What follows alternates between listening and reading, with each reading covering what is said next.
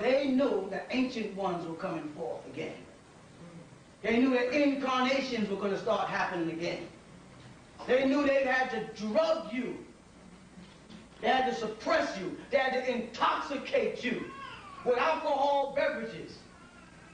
And when that didn't work, as old days, our fathers and grandfathers stayed drunk off of blue. When that was not strong enough to suppress the God in you, you know, they moved on into heroin. And all throughout the 50s and the 60s, they had us down on heroin. And when heroin couldn't hold us down so we could kick heroin, they came on with a new method, a methadone. Was supposed to kick the heroin and it got you addicted to the methadone. And that couldn't hold us down. So they came out with dust prepared for angels to sprinkle over you. It was sprinkling angel dust over our neighborhoods. Have us hallucinating, but they knew the power of the hippocampus area in our brain, and that was a contact with the Most High. So they got the hallucinatory part of our brain deadened by drugs. And when you couldn't afford angel dust, and you couldn't afford cocaine, they lowered the price and said, crack it.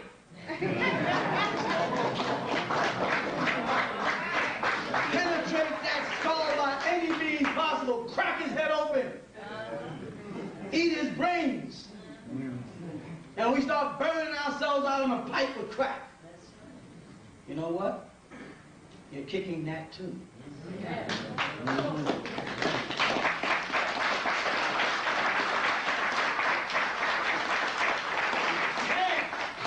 You can't keep a good man down. We have a destiny with our ancestors. Whether you want to call them Egyptians, Moors, whatever you want to call them, we have a date. And when that date comes, nobody can mess with it.